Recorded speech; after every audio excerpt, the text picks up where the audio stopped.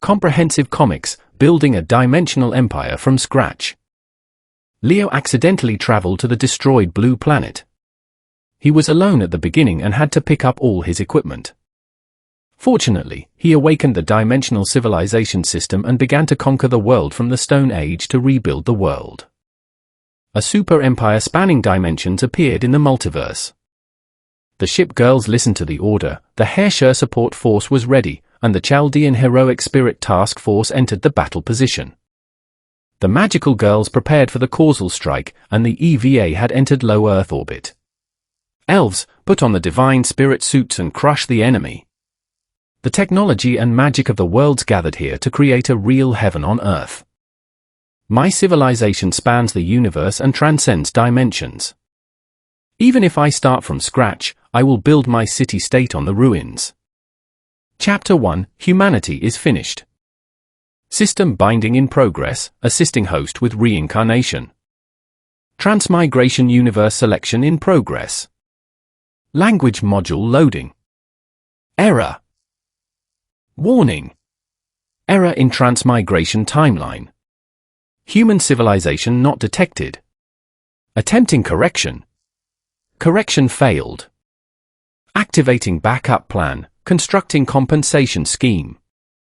Compensation scheme confirmation in progress. Compensation complete. Inside a simply styled wooden hut, Leo opened his eyes and rubbed his head. He struggled to sit up from the bed.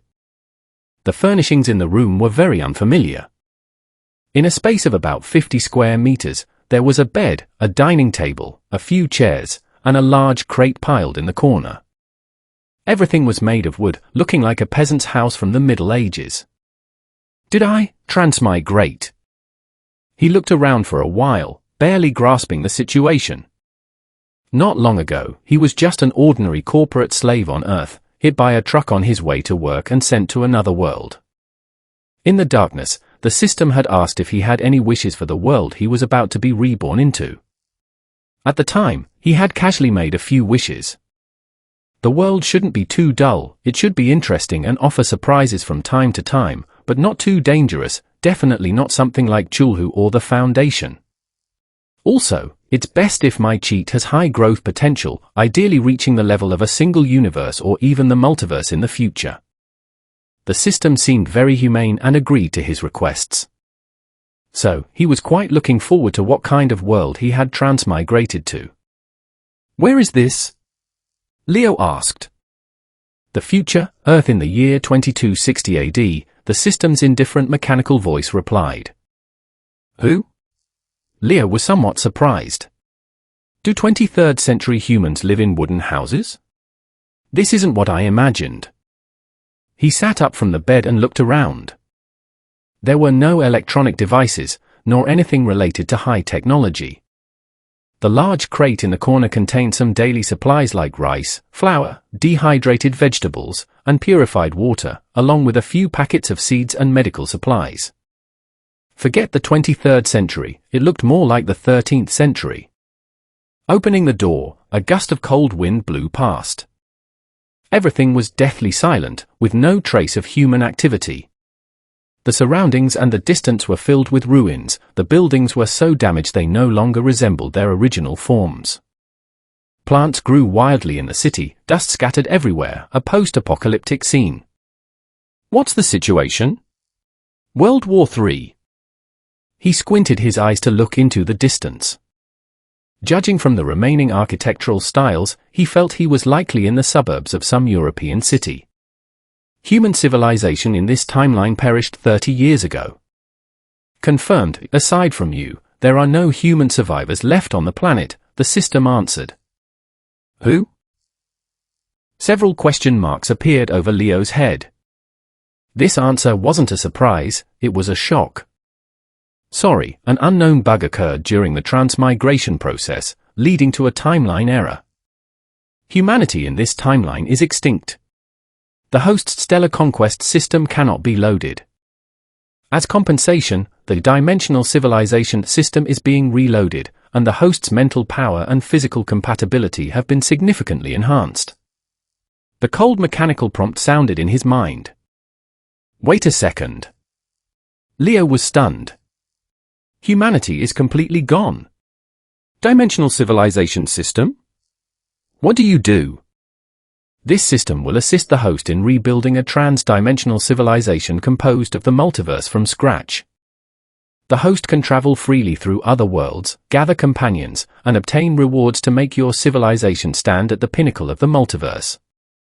Fine then. Leo wasn't too surprised by this result. As the sole remaining survivor of humanity, rebuilding civilization from scratch was also a great undertaking. He shook his head and opened the statistics panel. Civilization overview. Civilization type, technological civilization. Technical level, Stone Age. Members, 1 person.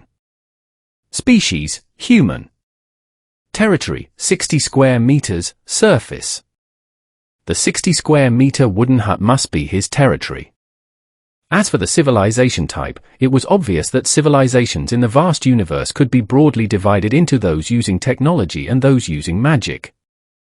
Conventional human civilizations, Trisolaran civilization, Cybertron, Stellaris civilizations, etc., are technological civilizations. While things like magical girls, Teyvat, and Chaldea in other worlds have some technological elements, they primarily belong to magical civilizations. Of course, there are also cases where the two are mixed. But he soon discovered a problem. My civilization's technical level is the Stone Age? So I'm basically a primitive man now. I'm at least a highly educated person, okay?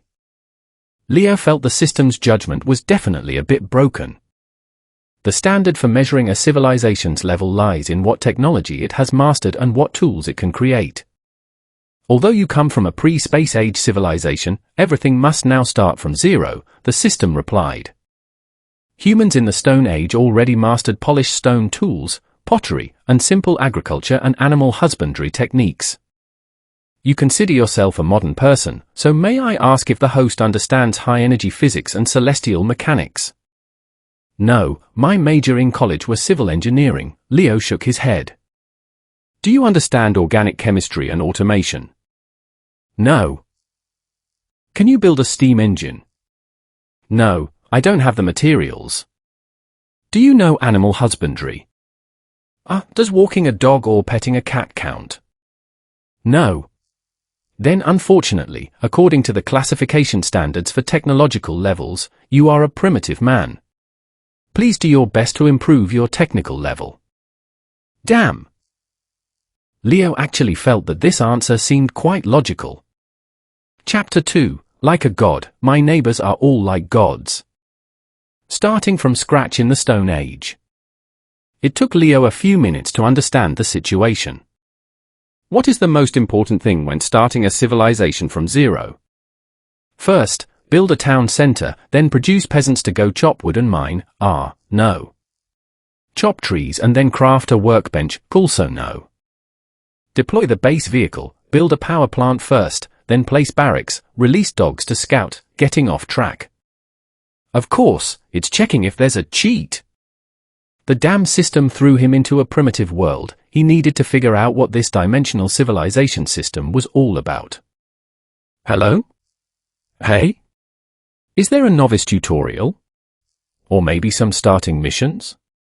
Leo asked. Dimensional civilization system activated. Initializing mission. Initial mission. Establish a civilization and increase the population of your settlement to over 20 people. Mission rewards. Initial tech tree X1. Leo looked at the mission panel and fell into deep thought. Recruit 20 people? It's not like I can reproduce through mitosis. And can you explain what this reward means? What exactly is an initial tech tree? Civilizations within the Great Thousand Worlds possess different tech trees. Upon mission completion, the host can obtain the tech tree of a certain world to serve as the foundational technology for your civilization, the system replied. The answer was a bit wordy, but Leo understood the gist of it. Different worlds have their own distinct technologies. For example, the technology of the Type Moon world focuses on magecraft, command spells, and the like. The Hunkai universe's technology centers around Hunkai energy. Teyvat uses elemental energy, the Tengen Toppa Gurren Lagann world utilizes spiral force, and so on. The mission reward is a corresponding tech tree, which, in a sense, determines the future direction of development. Then, the system prompts continued to sound. Initial mission detected. Host has obtained initial ability, Dimensional Diplomacy. Dimensional Diplomacy. You are able to observe other civilizations within the Great Thousand Worlds, engage in diplomacy with them, and freely travel to their worlds. What kind of ghost ability is this? Leo was stunned for a long while. Observing other civilizations sounded like a skill for gaining vision. Every world, on a higher dimensional level, can be regarded as an independent civilization. This authority will provide the host with diplomatic and traversal capabilities within the multiverse. Opening hyper-dimensional map. Following the prompt, his vision blurred for a moment. A brilliant star map was projected in front of him, just like a map in a strategy game. Against the backdrop of the starry sky, things resembling soap bubbles floated, reflecting the radiance of the stars within them. Each bubble represented the universe of another world. Looking closely, he discovered 5 world bubbles marked around his current location.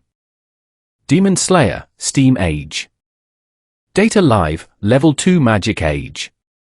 Asia Lane, Pre-Space Age. Fate Grand Order, Level 3 Magic Age. Hunkai Impact 3rd, Pre-Space Age.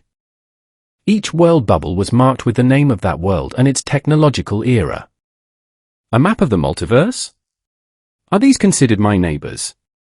Leo looked at it, finding it very novel.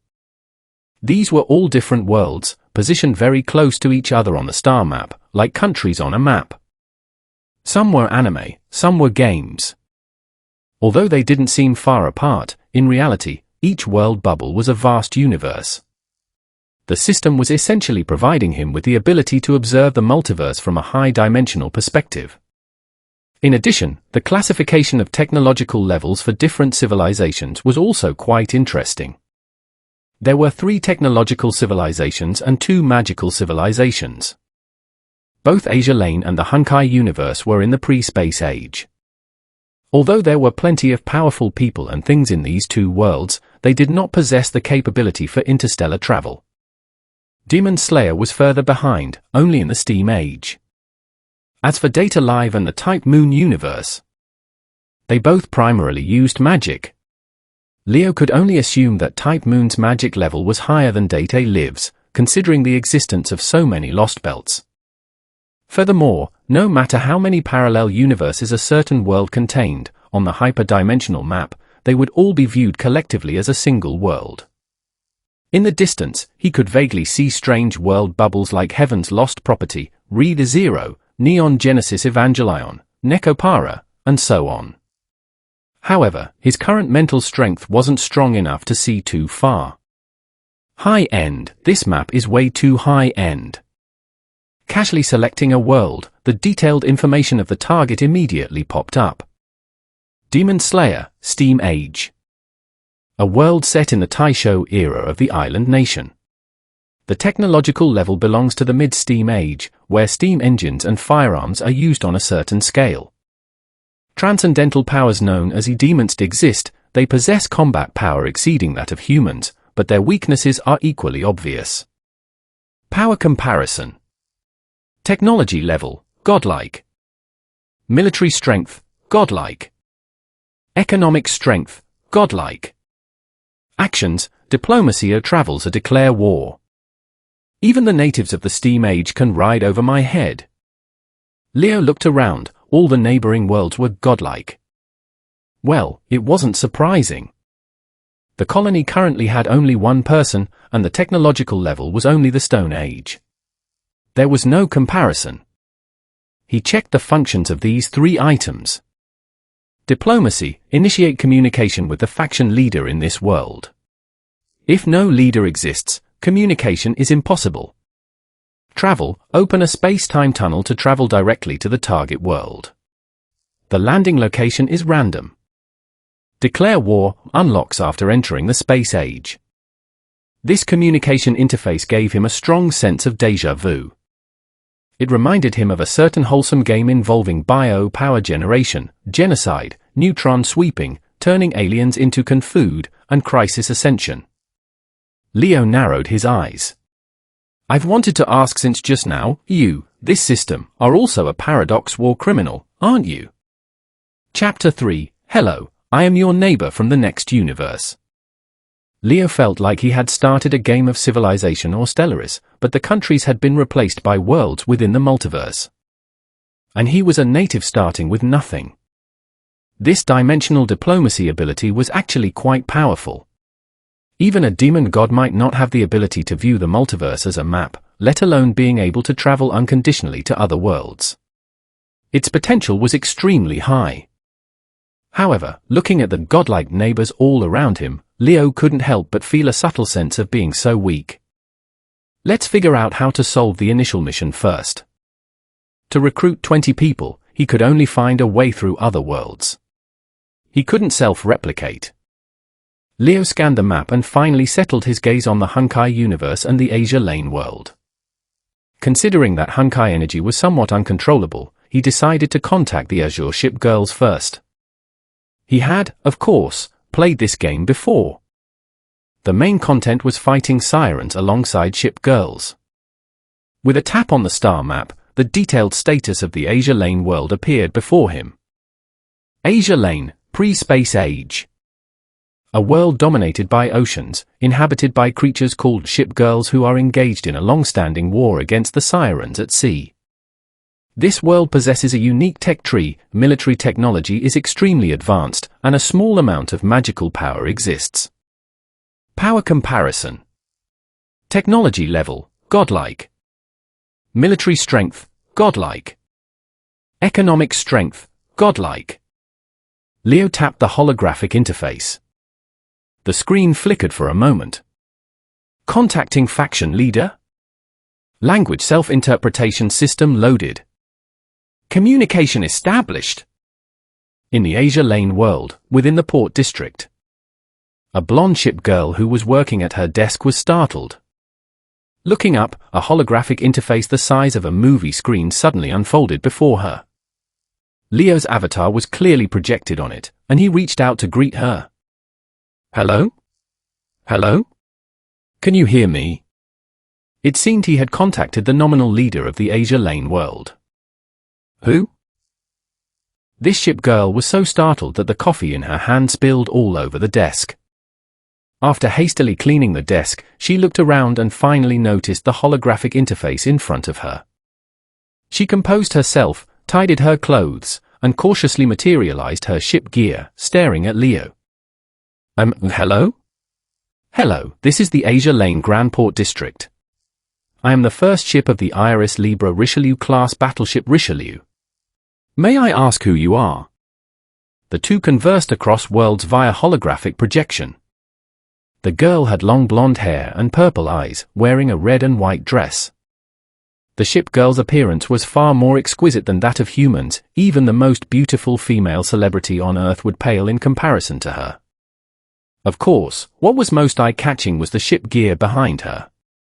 Two quadruple main guns were particularly prominent, with countless secondary guns flanking them, clearly indicating she had entered a combat-ready state.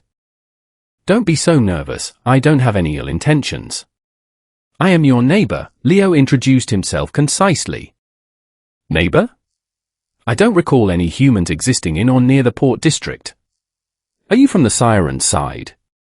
Richelieu seemed a bit confused.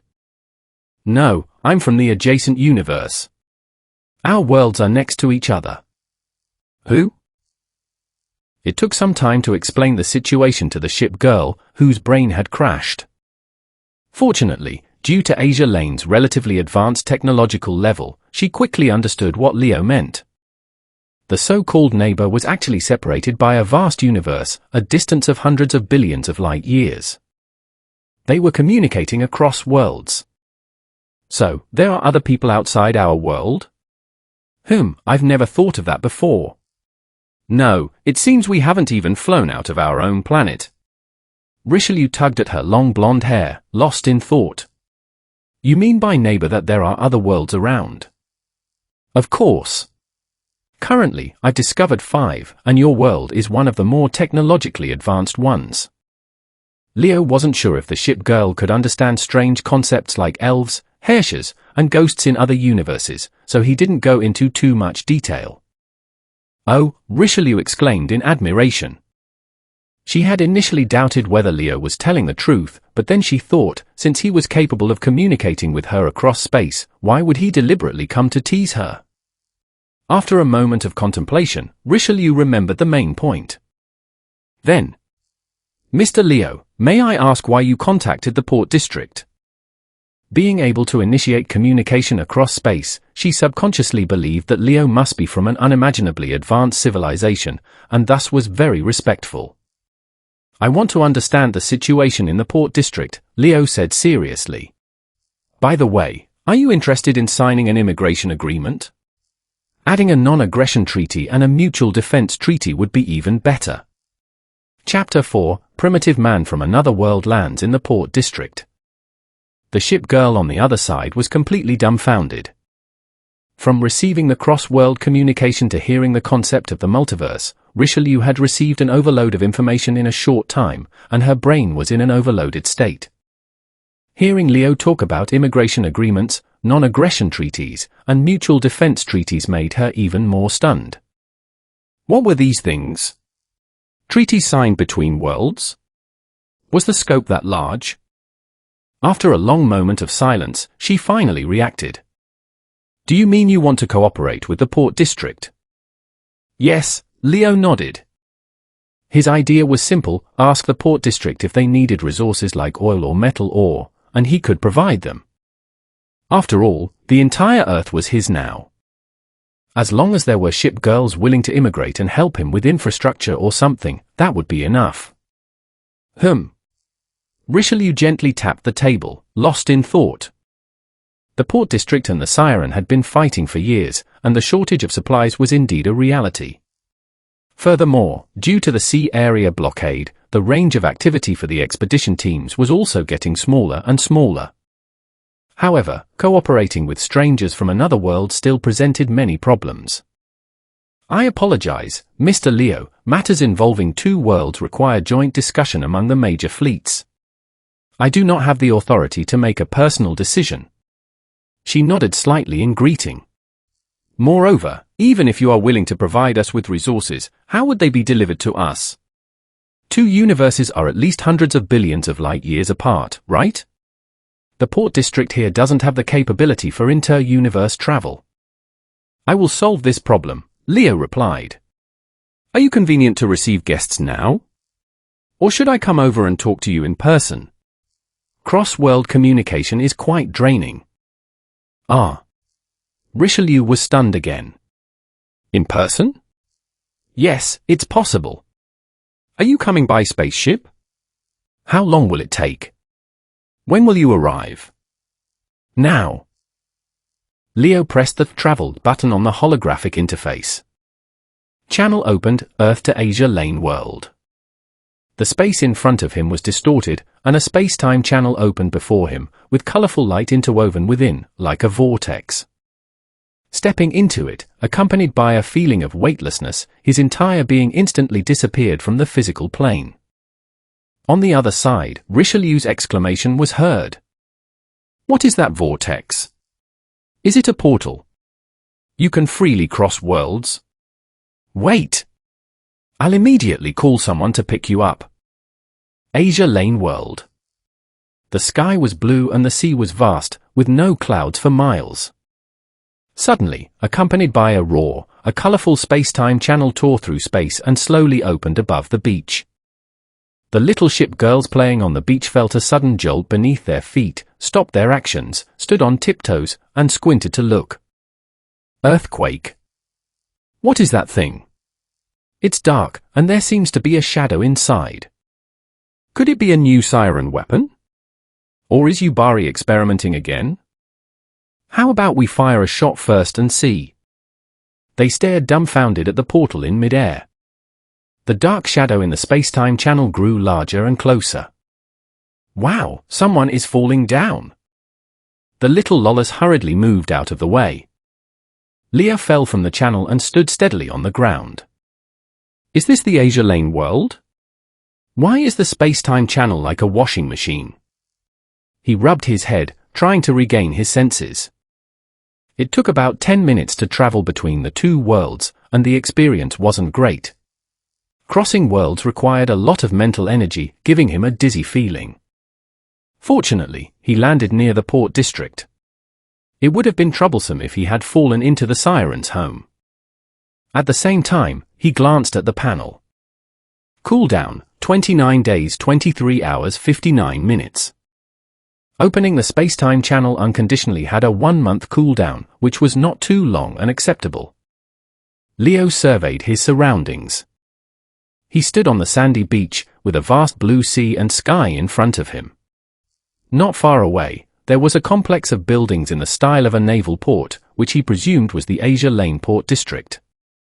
He was surrounded by a circle of cute little ship girls peeking around. Several destroyer Lawless even materialized their rigging, watching him warily. Isn't that Yukikaze, Matsuki, and Kisaragi?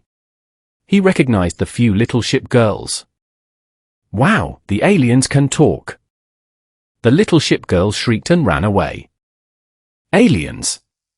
Aliens invaded! Go find Enterprise sister quickly! Half an hour later. Breathing the fresh sea breeze, surrounded by ship girls, Leo walked towards the main building of the port. After he suddenly descended into this world, causing a small commotion, the port quickly sent people to welcome him. A country of women. This was Leo's first impression upon arriving in the Asia Lane world. Ship girls, as the name suggests, this world is full of girls transformed from warships. Destroyer Lawless, cruiser girls, aircraft carrier and battleship big sisters. Various ship girls live in the port area near the coast. Besides that, there are also some fluffy manju responsible for odd jobs and cleaning. That seemed to be Asia Lane's mascot, Manju. Judging from the area, this place was quite a bit larger than Murmansk Port, the largest military port on Blue Star in his previous life.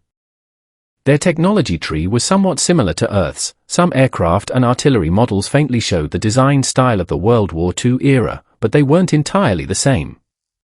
They should have been magically modified using this world's technology. Mr. Leo, this way. The flagships of the major fleets are waiting for you. Passing through the square, at the entrance of the main building, a ship girl with silver-white hair, dressed in a maid outfit, curtsied to Leo. Oh, Belfast, hello, Leo nodded in greeting. Under the head maid's guidance, they quickly arrived at the reception room on the top floor. Several ship girls in formal attire were already in the room, rising to greet him. Eagle Union flagship, Enterprise. Royal Navy flagship, Queen Elizabeth. Dragon Emperor flagship, Yat-sen. Iron Blood flagship, Bismarck. They were all flagships from various factions. In the absence of a commander, the Asia Lane world practiced a high degree of ship girl autonomy. The port was essentially a federation composed of several major fleets. Visitor from another world, you are the first human to arrive at the port. As the first to come into contact with Leo, Richelieu stepped forward proactively. She was still wearing a red and white short skirt dress with gold trim, paired with red garter stockings, revealing her absolute territory just right. It was difficult for ordinary people to master such a magnificent style and color scheme. If one lacked temperament, it could easily appear vulgar. But it just highlighted her noble and elegant demeanor as a cardinal. Her slightly fluffy golden long hair was evenly draped behind her, and her purple eyes held a hint of seriousness and heroism. Richelieu greeted Leo in French. Bonjour, Mr. Leo. Welcome to Asia Lane Port. Chapter 5. Look, that Demon King is such a loser. As the first human to land in the port, and in such an absurd way as traversing worlds, Leo received the collective attention of all ship girls in the Asia Lane world.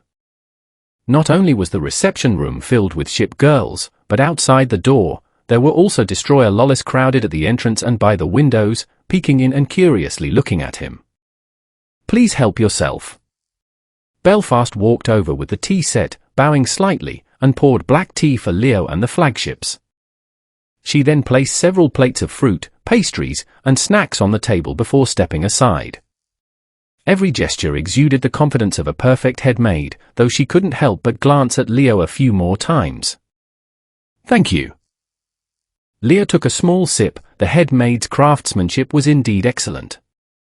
We just heard a general overview of the situation from Richelieu. After a brief introduction, Enterprise, dressed in a white navy uniform, spoke first. "You come from another world and possess the ability to penetrate space. Can you tell us how you achieved that? Is it the Sirens' power? Rumor has it they are researching similar things." "No, you can understand it as a superpower. I can open passages to different worlds, provided I can observe that world." Leo thought for a moment and explained. "Oh. Then can you tell us about your side? You must come from an extraordinary civilization, right? What other worlds are there around our world?"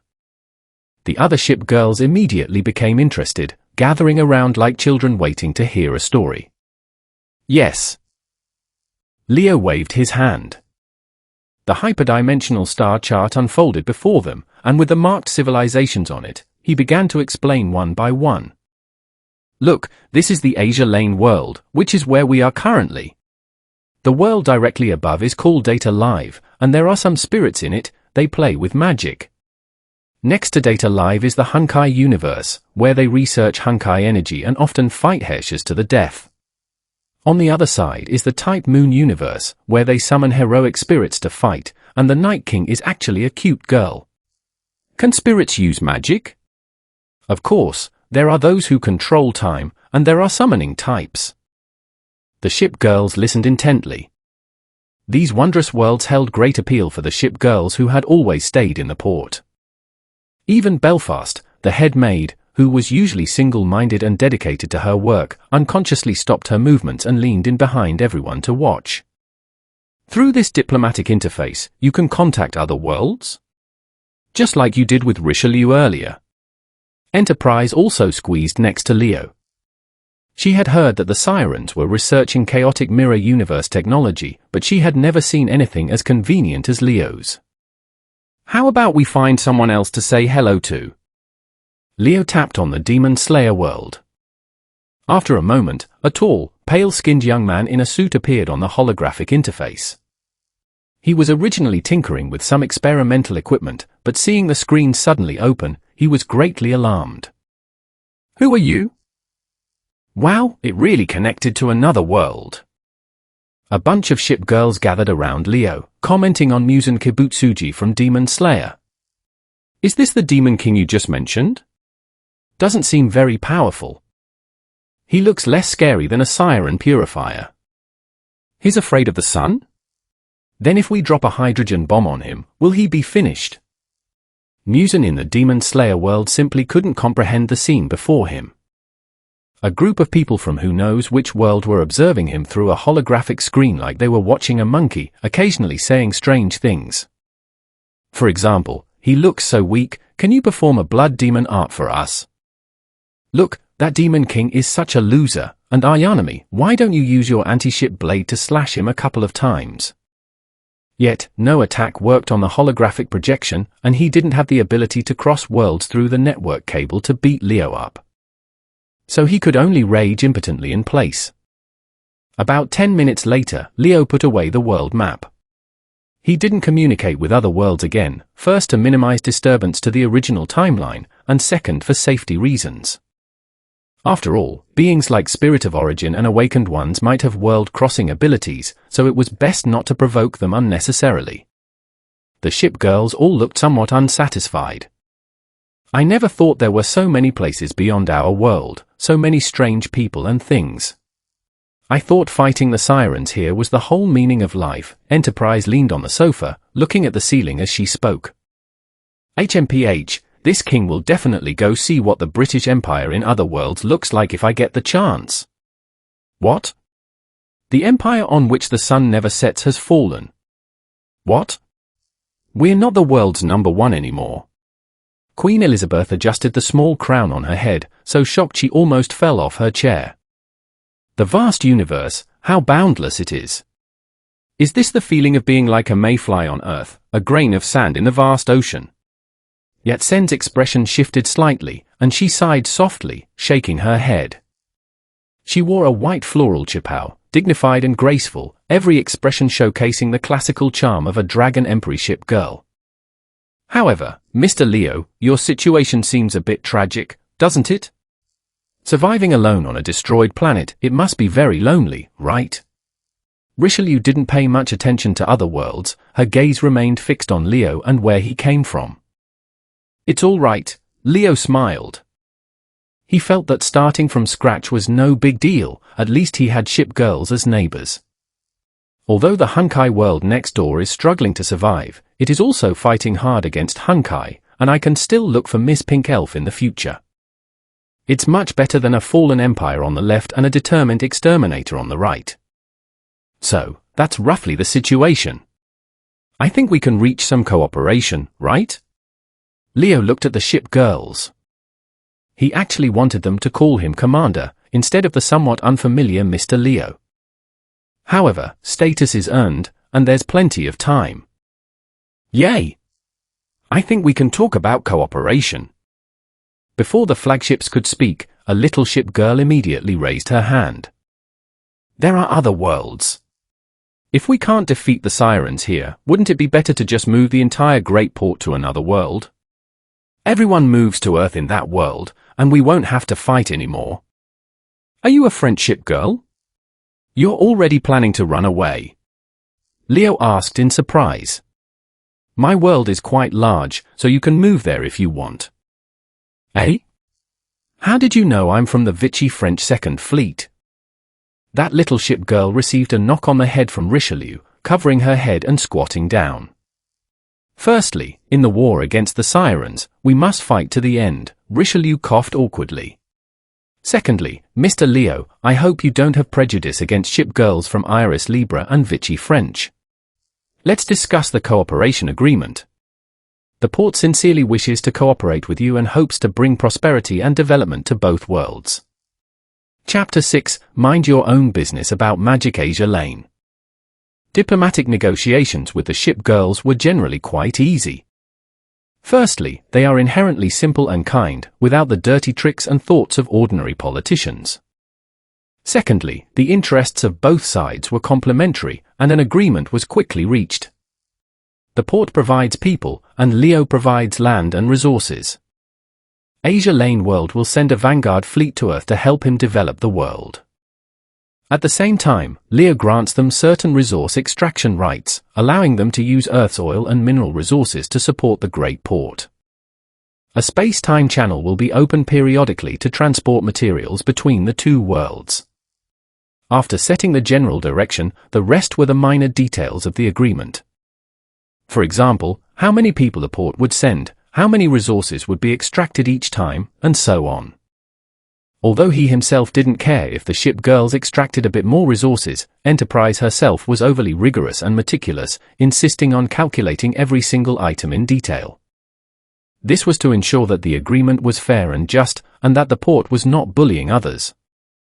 Compared to Eagle Fortress in his previous life, the Eagle Union ship girls here were simply moral exemplars. Therefore, Leo also took the opportunity to stay at the port, waiting for the ship girls to come up with a result, and to learn more about this world in the process.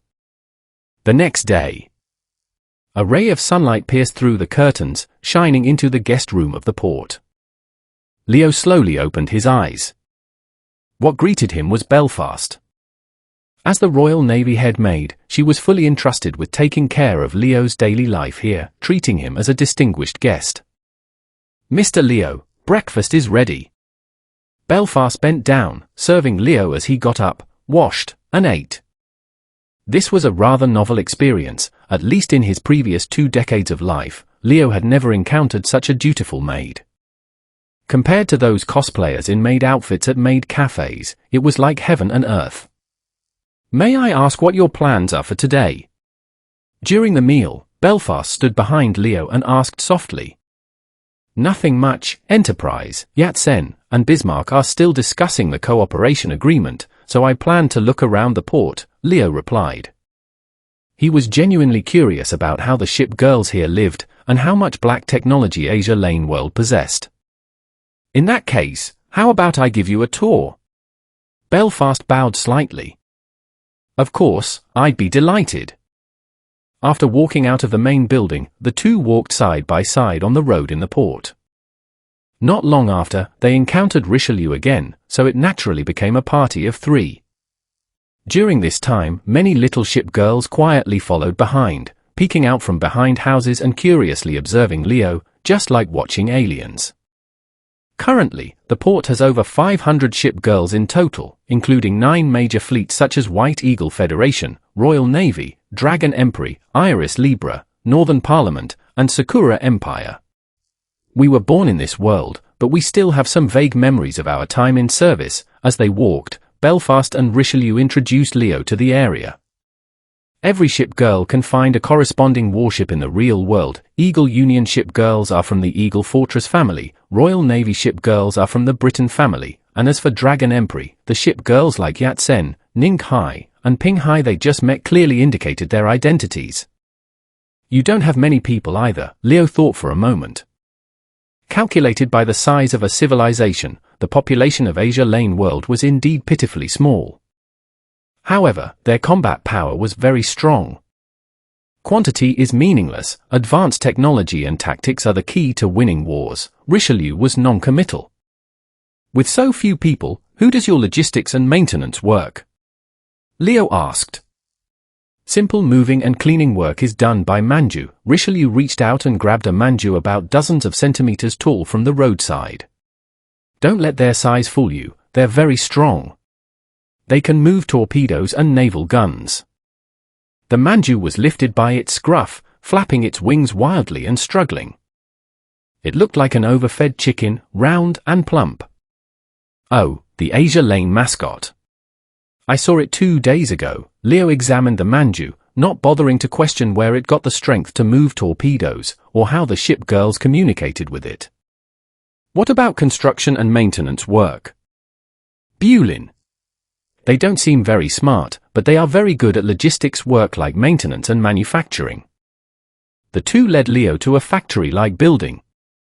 On the open ground, a somewhat damaged cruiser was suspended, its turret and port side severely damaged, presumably the hull of a certain ship girl undergoing repairs. Purin. Welcome to the repair factory, Purin. You can come to Bulin with any problems. A blonde, red-eyed ship girl in a golden short skirt jumped out to greet them.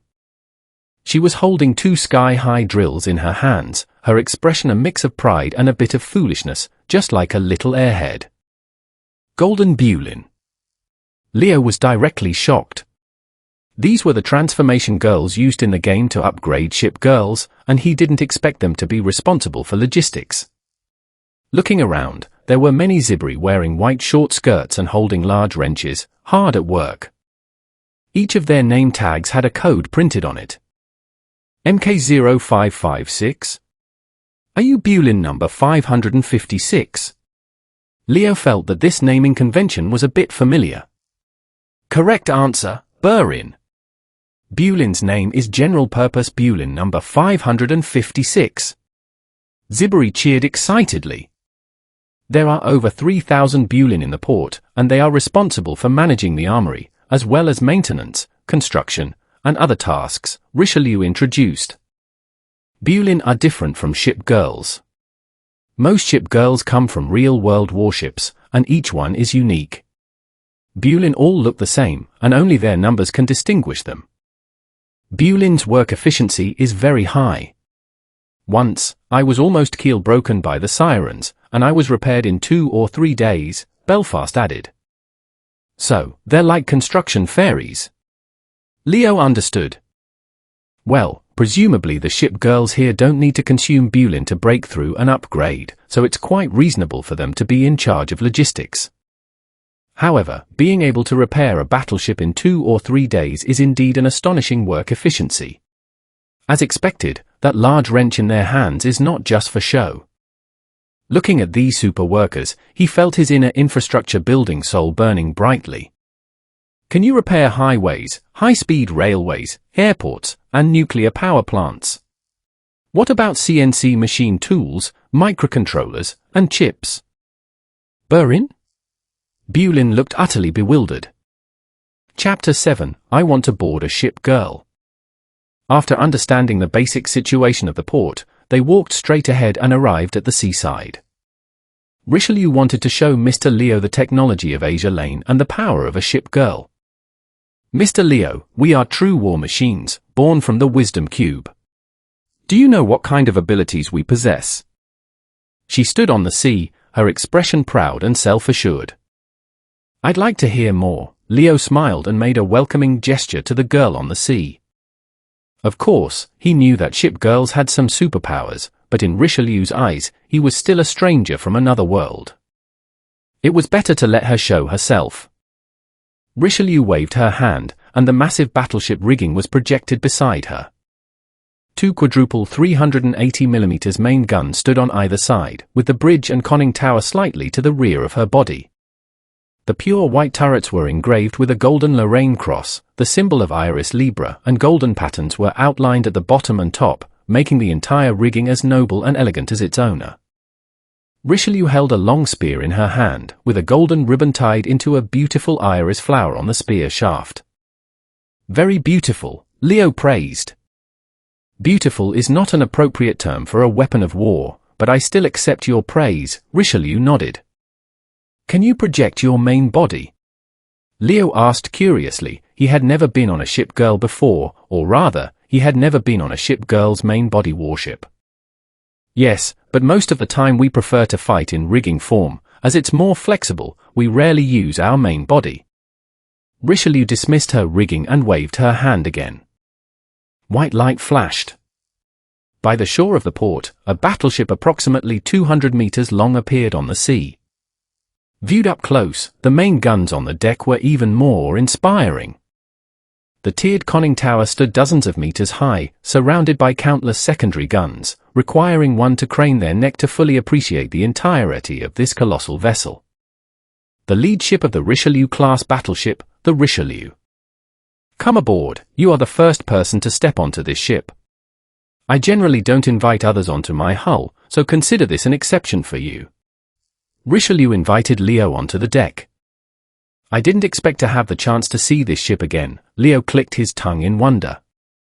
If the French army had lost all face in World War II by being swiftly defeated in 39 days, then Richelieu could almost be called the last glory of France. She fought in Europe, North Africa, and the Pacific Ocean multiple times, once fighting alongside Iowa, North Carolina, illustrious, Saratoga, and others, shelling the island nation's mainland, and even participating in their surrender ceremony. You know quite a lot. Richelieu seemed a little happy hearing Leo talk about the past. Just a bit of interest in history. However, your place is quite modern, isn't it? After walking into the bridge, Leo found that, whether from the facilities or the furniture, the Richelieu was not the outdated World War II battleship he remembered. Her outer armor was not the grey-black steel of early battleships, but a silver-white metal, imprinted with golden patterns, appearing very luxurious and futuristic. The command room was also lavishly decorated. Red carpets, gold-rimmed furniture, combined with European-style furnishings, made him feel as if he had arrived at the Palace of Fontainebleau. Advanced electronic equipment was visible everywhere. He was certain that this was definitely not technology that a World War II ship should possess. Are you underestimating me? My name is derived from that battleship, yes, but after modifications by the Wisdom Cube and the port, I am not the old-timer you imagine. In a pure naval battle, it shouldn't be difficult for me alone to annihilate an IJN or White Eagle Federation aircraft carrier battle group. Richelieu waved her command stick forward. After adjusting their angles, the two turrets fired a salvo towards the distant sea horizon, inciting a monstrous wave. Both the range, rate of fire, and power far exceeded the level of modern naval guns. The Wisdom Cube can greatly enhance our ship girl's combat capabilities, whether it's weapon power or hull strength, Belfast briefly explained to Leo. So, it's like an ability amplifier for ship girls. Leo pondered. Their weapons just looked like old-style military tech, such as Richelieu's 380mm main guns, Belfast's 533mm torpedoes, and the propeller monoplanes on aircraft carrier ship girls, but the Wisdom Cube greatly increased the energy level of their weapons, and the actual destructive power far exceeded imagination. You can understand it that way, but we were originally born from Wisdom Cube technology, and ship girls and the cube are inseparable, Belfast explained. Interesting, it truly is a magic lane. Leo developed a strong interest in this item that could greatly enhance a ship girl's combat power. The Richelieu carried Leo and Belfast out to the open sea. This world was an ocean planet, with only a small portion of land and islands. At the same time, it was sparsely populated. Apart from ship girl activities near the port, the other islands were either lush forests or ruins. Recalling that the Crimson Axis had not yet split from the port at this time, Leo felt that the timeline here seemed to be very early. A few hours later, he felt the surrounding air suddenly drop a few degrees, and on the distant sea horizon, dark clouds rolled, forming a stark contrast with the bright port. Further ahead is the deep sea where sirens appear. For safety reasons, we shouldn't get too close, or it will be very troublesome, Belfast spoke up to remind him. Leo leaned on the railing and looked out. A fleet of strangely shaped black warships was cruising on the distant sea. It seemed that a green-skinned, humanoid siren ship girl was looking towards them. Presumably, they were the enemies of the ship girls. How long have you been fighting the sirens? I can't remember. The port has been fighting the sirens since I was born, Richelieu thought for a moment. 3 years? 5 years? Or longer? We've had many tragic major battles against each other, trying to completely eliminate the other side. But later we found that we didn't have enough power to delve into the deep sea, and they couldn't break into the port, so it became a stalemate. Are the sirens very strong? Leo continued to ask. Extremely strong. We have almost never gained an advantage in large-scale naval battles. They seem to possess some unknown technology, Richelieu pondered. After our discussion, we believe that the power of this world alone is no longer enough to defeat the sirens. So I hope you can bring some more advanced technology or magic from other worlds to help us defeat the enemy. Chapter 8, Wisdom Cube, Give It Back, I'm Not Playing Anymore. The last stop of the tour in the Asia Lane world was their research area. At Leo's request, Belfast and Richelieu took him to see the Wisdom Cube. Passing through the main building, in a small shop in a corner of the port, a green-haired, beast-eared ship girl enthusiastically greeted Leo. Commander, do you want to buy a box, Naya? She wore an ill-fitting naval uniform, and her rigging resembled a giant gantry crane, with pliers, wrenches, tweezers, and all sorts of tools hidden in her large sleeves. One of the few repair ships in the port, Akashi. She had little combat power. Her main job was to repair other ship girls and manage the port's scientific research work. In her spare time, she would also sell equipment boxes. He is a guest of the port, not yet a commander, Belfast spoke up to remind her. As long as you buy something, Akashi can call you Commander, Naya.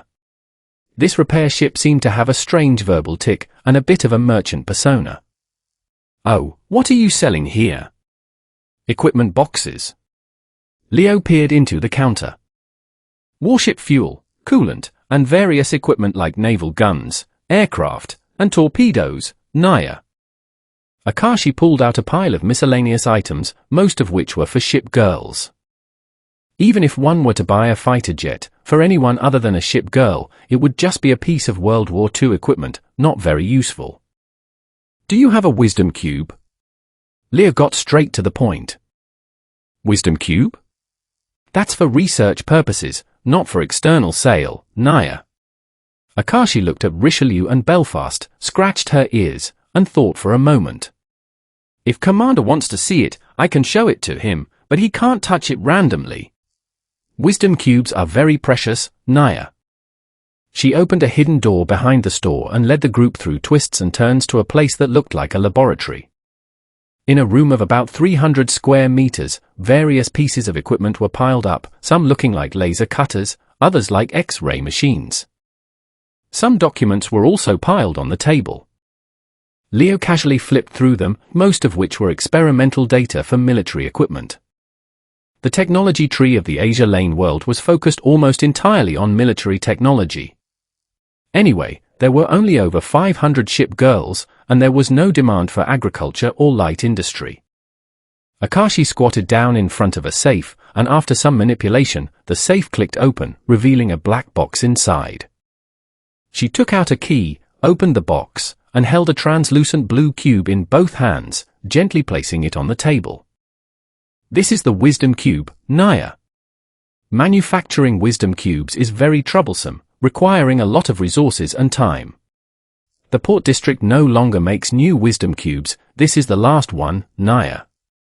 Then what did you use the Wisdom Cubes for before? Leo asked curiously. Making Bulin, Richelieu answered on behalf of Akashi. Ordinary ship girls cannot be directly summoned with a Wisdom Cube, there must be a real-world warship. But Bulin can be made with very few resources and Wisdom Cubes. We made many Bulin to build the Port District. However, now that the number of Bulin is sufficient, coupled with the lack of resources, we no longer make Wisdom Cubes. Oh, Leo understood. According to my research, the Wisdom Cube can be called a perpetual motion machine with infinite energy. It can power the ship girl's rigging and materialize the collective human cognition of a certain object. And it can greatly enhance the physical fitness of ship girls. Isn't that amazing? Akashi put her hands on her hips and boasted. If Commander wants to buy it, I can give him a friendship price, 30 million yen, or an equivalent amount of crude oil exchange is also possible. Belfast and Richelieu looked stunned. Is this thing that expensive? Leo did not respond. He stared at the Wisdom Cube, feeling as if immense energy was contained within it, the last Wisdom Cube, and also the crystallization of Asia Lane world's technology. Just by how much Akashi treasured it, he knew this thing was valuable. He reached out and picked it up, examining it. The cube felt cool to the touch and emitted a faint light in his hand. Don't drop it, Naya. Akashi quickly reminded him. Suddenly, the Wisdom Cube emitted a burst of intense light in his hand, dissolving into Leo's palm like liquid. A surge of powerful energy then spread throughout his body. Under the impact of the huge energy, his vision suddenly went black. Before losing consciousness, Leo remembered what the system's compensation was when he was thrown into the Stone Age due to a system bug not long ago. Greatly increased mental power and physical compatibility. Meaning he could be compatible with and master the special powers in most worlds, whether it was Wisdom Cubes, Hunkai energy, command spells, Originium arts, or even powers like spiral power. He had unconsciously overlooked this compensation before, so was it taking effect now? Will I become a ship girl? No, a ship daddy. Seeing the cube suddenly disappear, Akashi let out a cry and pounced toward the unconscious Leo. I knew I shouldn't have shown it to you. Quickly give me back the cube. Chapter 9, Theoretically, I am half a ship girl. The Wisdom Cube was eaten. Inside the main building of the Port District, Enterprise, and the flagships of several other fleets listened in astonishment as Akashi complained. Richelieu nodded silently beside them, adding details about the time. When Mr. Leo touched the Wisdom Cube, the cube dissolved directly like water, and then he fainted. The ship girls looked at each other. According to their long-term research on the Wisdom Cube, this shouldn't happen. The cube is used for warships, it can give warships intelligence, thus giving birth to ship girls. It can also be used to create Bulin with resources. But it's impossible for it to react with the human body, the two are not the same species at all. Then, where is Mr. Leo? Yatsen asked. He is still in a coma. Belfast and the Royal Maid Corps are taking care of him. His body is fine, it seems like he suffered a severe mental impact. Richelieu shook her head. That's good. The others breathed a sigh of relief. That was the last Wisdom Cube in the Port District. Akashi banged her head on the table repeatedly. It was unclear whether she was heartbroken over the materials of the wisdom cube or the loss of 30 million in income. Mr. Leo is a guest of the Port District. Why do you only care about your wisdom cube? We'll allocate more resources to you later, just make a new one, Richelieu said with a frown. I've given him a physical examination, and there's nothing wrong at all, he's very healthy. Even healthier than ordinary people, no, maybe even healthier than a ship girl. Akashi continued to bang her head on the ground. Healthier than a ship girl's body? You mean? Enterprise was startled. They are girls transformed from warships, able to easily control thousands of tons of rigging, essentially powered by reactors and wisdom cubes. Their strength, reaction speed, and speed far exceed ordinary humans. It means he absorbed the energy of the wisdom cube without paying. I was ripped off. Headache, consciousness was hazy. After the wisdom cube dissolved in his hand, Leo felt his consciousness being washed over by a huge force. Half asleep and half awake, he seemed to see many blurry images before his eyes. There were sirens, ship girls, and various strange pieces of equipment. It seemed like everything in the Asia Lane world was contained within the wisdom cube, but the images flashed too quickly to see clearly. Mr. Leo, Mr. Leo. Leo vaguely heard someone calling him. He tried hard to open his eyes, greeting a hazy expanse of white. He found that patch of white getting closer and closer, finally revealing the head maid standing by the bed, bending over and tidying the bed for him. Her silver-white long hair hung over her shoulders, tickling his face. Belfast, you're pressing on me, Leo said in a muffled voice. Oh, my apologies. Belfast quickly stepped back 2 steps, adjusting her maid outfit. Because everyone in the Port District was a ship girl, they usually didn't pay attention to these aspects. You're awake? Are you feeling uncomfortable anywhere? The head maid quickly regained her usual grace and seriousness. No, just a little dizzy. Leo sat up and checked himself. Fortunately, all the important parts were there, he hadn't turned into a ship girl. How long have I been asleep? 2 days and 16 hours. Belfast pulled back the curtains, and the evening glow shone into the room. Akashi and I performed several physical examinations on you. Don't worry, there were no injuries. It's just that wisdom cube seems to have dissolved in your body. It's very strange, humans shouldn't react with wisdom cubes according to theory. The head maid rested her chin in her hand, thinking as she spoke. Do you have any special feelings? My strength seems to have increased a bit. Leo stood up and clenched his fists. He now felt as if his body was filled with endless strength, and all his fatigue was swept away, making him countless times healthier than his original miserable corporate slave body. The wisdom cube can be considered a power supply device. It is normal for your strength to increase after absorbing it, Belfast replied. Does that mean I swallowed a reactor? You can understand it that way, but the wisdom cube will also enhance the structural strength of the recipient. Theoretically speaking, you should possess impact resistance similar to ours. The head maid's expression grew increasingly strange. Leo was stunned for a moment. Physical strength identical to an Azure ship girl? Catching torpedoes with his face and resisting naval guns with his bare flesh.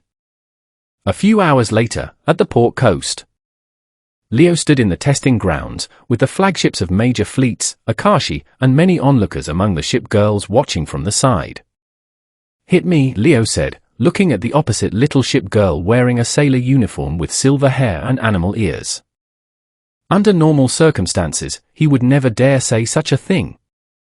Don't look at destroyers as little lollies, their true forms are thousands of tons of warships. Even without naval guns, a full-strength punch from them could send a whale or an elephant flying into the sky. How dare you challenge Lord Yukikaze? You'll regret this. The animal-eared little ship girl pouted, assumed a sprinting stance, and charged straight at Leo. Boom! Leo steadily caught Yukikaze's punch. He felt the force transmitted through his hands was close to 100 tons. Oh! the surrounding battleship and aircraft carrier ship girls couldn't help but widen their eyes. For a human to catch a destroyer's impact was incredible. "I'm going to get serious." Seeing that direct attacks were ineffective, the little ship girl jumped back 2 steps and materialized her riggings. 3 127mm main guns and 2 anti-aircraft machine guns fired simultaneously, and shells rained down on Leo like raindrops. At the same time, after the launchers on both sides opened, 2 torpedoes roared and pierced through the air. When they were just launched, they were no bigger than pocket toys, but mid-air they abruptly turned into torpedoes over 9 meters long, with a destructive power sufficient to pierce even a battleship's side armor. Rumble! After the smoke and dust cleared, Leo stood in place, patted the dust off his clothes, and remained completely unscathed. Wow! The ship girls instantly erupted into commotion. It's true! He absorbed a wisdom cube. Even 127mm artillery can't budge him. I wonder if 380 naval guns would work. Ooh? Too big? What about 203mm ones? Can he block Enterprise's bombers? Musasha, what are you trying to do, Musasha? Quickly put away your naval guns, that thing of yours will actually kill someone.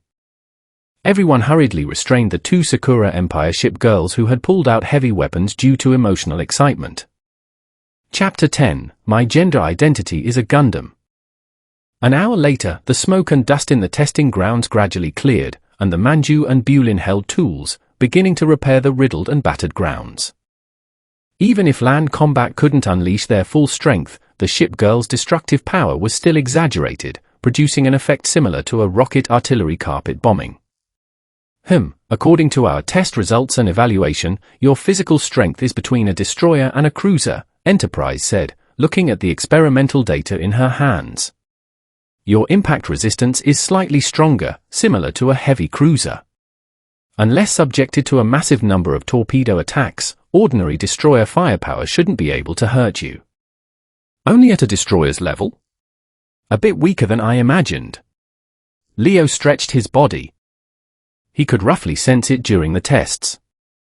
Facing the attacks of destroyer ship girls was still manageable, but when battleships and aircraft carriers entered the field, he was only fit to be crushed. Similarly, small-caliber main guns couldn't hurt him, but catching heavy cruiser-class naval guns with his face was still a bit of a stretch. Perhaps it's because you and the cube are not 100% synchronized. Using it more should allow you to unleash greater power, Enterprise thought for a moment.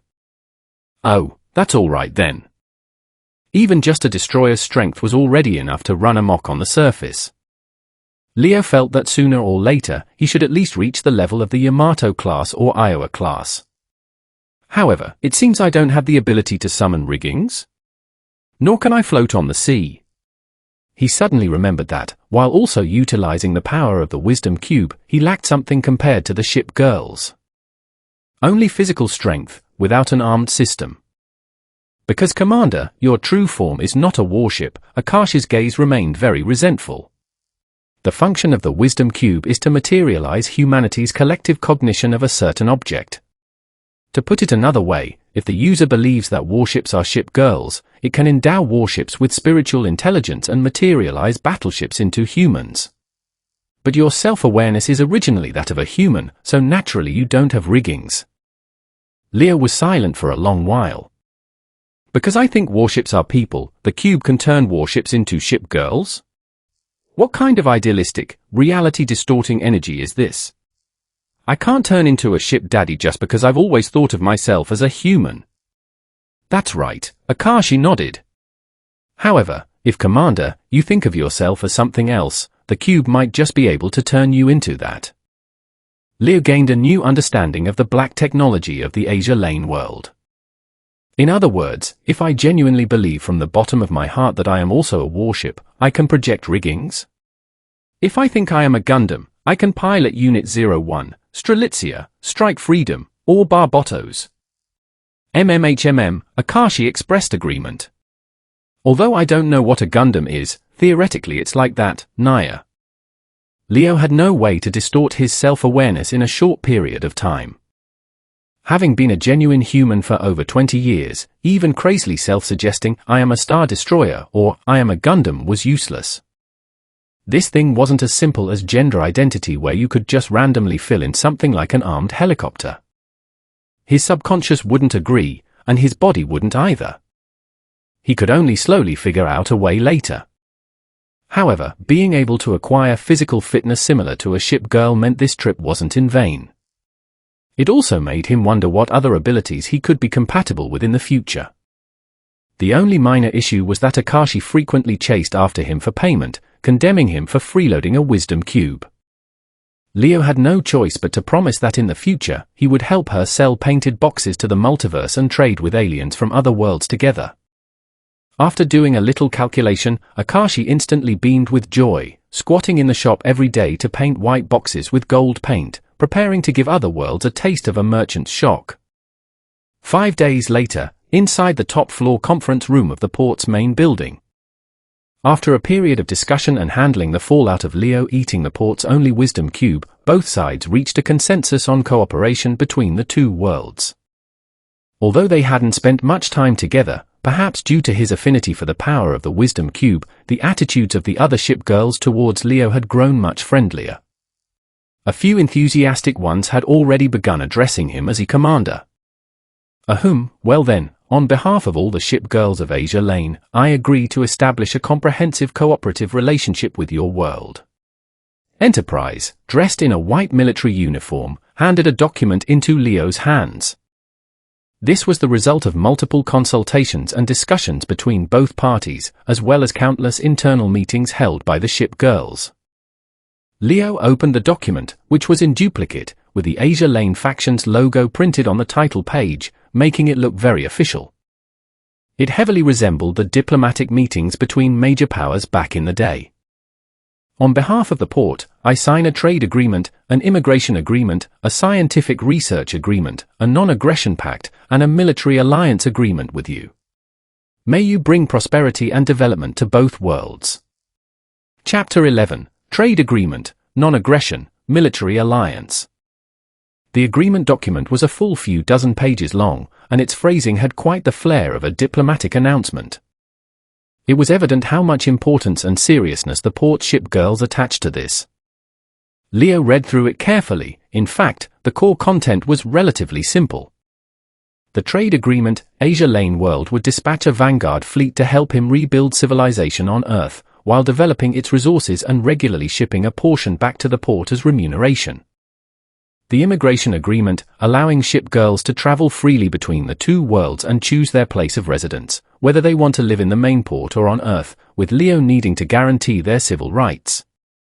The military alliance, when either party is attacked, the allied party will enter the war to protect the other, the vanguard fleet will follow Leo to fight in other worlds, and Leo is also obligated to help the port resolve the Siren threat in the future. Rights and obligations were equal, with every detail stipulated clearly. The content of the agreement tried its best to be fair and impartial, and no flaws could be found in any aspect. I agree. Leo signed his name on the document. It is a pleasure cooperating with you. Enterprise, representing the port, likewise signed her name. The ship girls off the stage burst into a chorus of cheers and jubilation. Yay! After the treaty was signed, the port began to busily prepare materials and assemble the vanguard fleet. They needed to ensure that once they arrived on that Earth, they could quickly establish a foothold and build a basic industrial system. For a time, Manju and Bulin were everywhere, preparing materials. Box after box of building materials was packed into containers, along with large quantities of warship fuel, coolant, and other ship girl living supplies. Roughly estimated, those resources were enough to assemble a small naval base. The Royal Navy even remembered to pack some local specialties like bread makers, black tea, and stargazer pie into their luggage.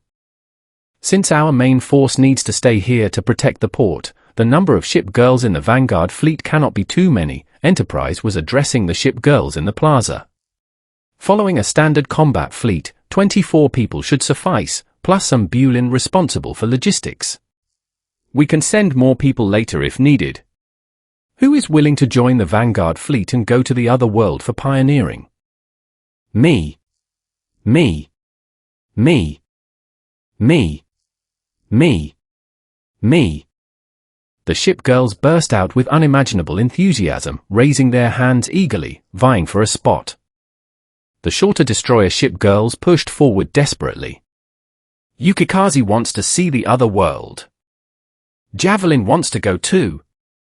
The 4 Diamond Straits are all signing up. Commander, pick me, pick me. Several flagship ship girls were stunned. If everyone goes to the other world, what will we do if the Sirens attack? Then we'll just give the port to the Sirens, and we'll move to another world and live with Commander. A certain French ship girl proposed again. Bang! She received another flick on the forehead. Richelieu looked at the extremely enthusiastic ship girls and cleared her throat. For fairness, the vanguard fleet will be led by me, with each major fleet contributing 3 ship girls. We depart promptly tomorrow morning. The next morning, in the port plaza, the ship girls crowded the place, making it a sea of people. Richelieu, with the 30 selected ship girls, stood before Leo. These are the members of our first vanguard fleet. Once we get there, we will follow your command, Commander. Leo took a look. Aircraft carrier, battleship, cruiser, and destroyer ship girls were all present. Of course, Akashi, the merchant planning to open a chain store in the other world, was also there. Back on Earth in the past, this would have been considered a nation-destroying fleet. The selected ship girls seemed very excited to see Leo. We meet again, Commander. Listen up. I am the noble, lucky, invincible, Kajero-class destroyer, ship number 8, Lady Yukikaze. It is your good fortune to have me join your fleet. Feel free to rely on my luck. A beast-eared ship girl in a sailor suit stood with her hands on her hips, looking up at Leo with a very proud expression. All right, all right. Although Yukikaze had a reputation for betraying teammates in history, Leo felt that her ability to survive the war completely intact was more due to her excellent personal qualities and strong luck. With her around, there might be a lot of fun in the future. Commander, do you still recognize me? There are quite a few pests accompanying you, but it doesn't matter, Commander belongs only to me.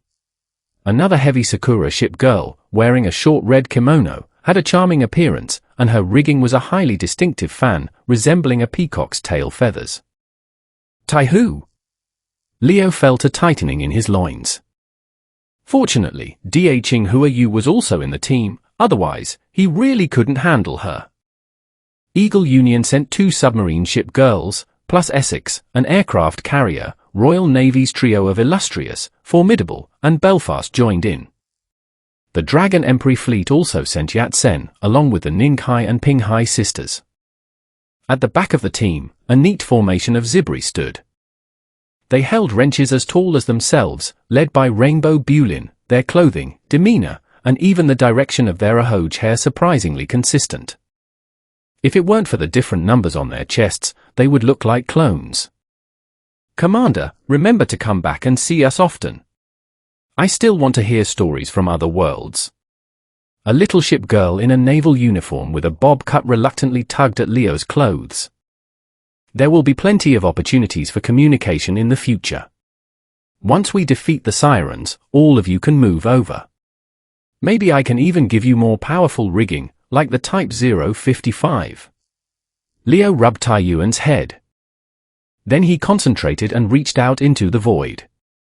All positions, depart. Power from a higher dimension tore through space, and the space-time tunnel opened with a roar. Chapter 12, Restoring Rome, Returning to the Old Capital. After a burst of dazzling light, their feet once again touched solid ground. Before them was a desolate, bleak, and uninhabited world. As it was their first time landing in another world, the Asia Lane ship girls curiously observed their surroundings. Is this Commander's world? It's a bit better than I imagined. It would have been terrible if it were a nuclear wasteland. Head made Belfast sniffed the air. The air carried the fragrance of earth and the scent of the forest. A few more active little ship girls immediately ran off, chasing wild animals like tigers, wild boars, and brown bears all over the place. Is that where Commander used to live? Essex noticed the small wooden house at the edge of the forest. After a month, the house was already dilapidated from wind and sun. This counts as my spawn point. There are still some tools, rice, and flour inside, but I probably won't need them. Leo thought for a moment. Since we are here to help Commander rebuild civilization, we should first plan the construction scheme. Richelieu, as the flagship, immediately took command. Formidable, first confirm where we are and scout the nearby terrain. Received.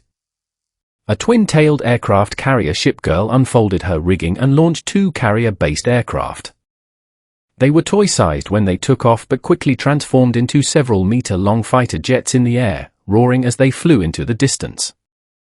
When Leo first arrived here, he could only roughly deduce that he was in the European region based on the architectural style, but the detailed geographical location was unknown.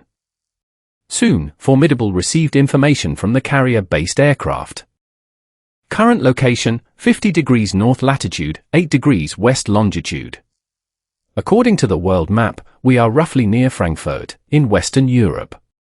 Reconnaissance aircraft confirm no signs of human activity within a 300-kilometer radius, only a small number of animals in the forest. Since the terrain here was the same as the Blue Star in his previous life, the map could still be used. Are we in an inland area? Richelieu pondered for a moment. Where is the nearest sea access? From the Rhine River north, you can reach the North Sea ports. If you go south, crossing the Alps, you can reach Italy. Venice is also a good port city, leading to the Mediterranean Sea. Leo spread out a map on the ground and gestured to everyone. I see. Commander, where do you think we should start developing? North? South? Or build a city right here? Richelieu showed a questioning look. As the first city in this world, and the future pivot and capital of development, the site selection was particularly important. What are your opinions? Leo looked at the leading ship girls. I suggest heading north and building a port in the North Sea, just like the port, Formidable said while playing with her hair. After all, we are all ship girls, accustomed to living by the sea. I don't think so, Belfast shook her head. Since this is Commander's world, we should consider him. The North Sea port has a harsh climate and is not suitable for human habitation. Building a city right here, using local materials, is the most suitable method. I think the south is better, meow. Akashi also raised her hand. The Venice port is larger than the North Sea port, and the climate is warmer. If we build a city in the inland area, the subsequent development will be troublesome, meow. We'll have to start laying out road and railway networks from scratch. If it's near the sea, we can solve the problem just by relying on our sea transport. Everyone had their own opinions, arguing back and forth. Finally, they could only all look at Leo, waiting for his decision. Leo pondered for a while, holding his chin. North, south, building on the spot, each had its advantages. Building on the spot was the simplest. Metal minerals could be sourced locally, but transportation was inconvenient, which would affect future city expansion. Because ship girls are marine adaptive species, although their naval warfare technology is advanced, Leo suspected they hadn't developed any technology trees for agriculture or light industry at all. The port in the north had convenient transportation, connecting to the 7 seas via sea transport, but the scale of the port city couldn't be built too large, and it was too high in latitude, making it very cold.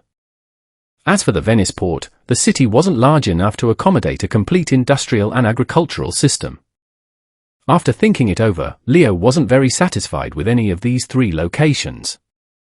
Is there a city with a large enough land area, convenient for building roads, railways, and airports later, and also a port where ship girls can live, while being convenient for both sea and land transport, capable of connecting several continents? It would be even better if the nearby resources were more abundant.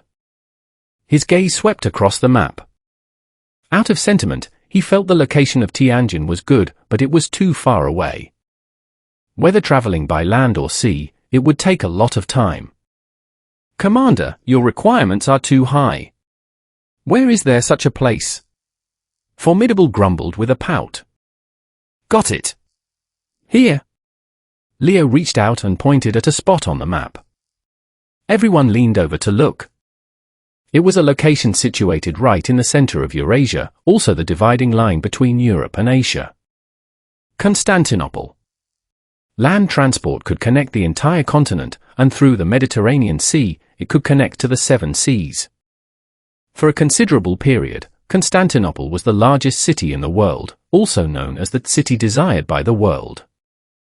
After the fall of the Eastern Roman Empire, it was renamed Istanbul and entered modern society. Due to various reasons, the city subsequently declined. However, its superior geographical location and historical significance have never changed. Here is the former capital of the Roman Empire. And it will also be the starting point of our journey to the stars and seas. Chapter 13, I Need More High-Energy Bulin. 3 weeks later. Southern Europe. Under a clear sky, a fleet consisting of battleships and aircraft carriers sailed from northern Italy into the Mediterranean Sea.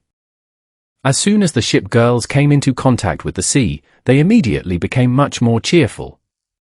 Although they said it was fine to build a city inland, they were more accustomed to sailing in the boundless ocean.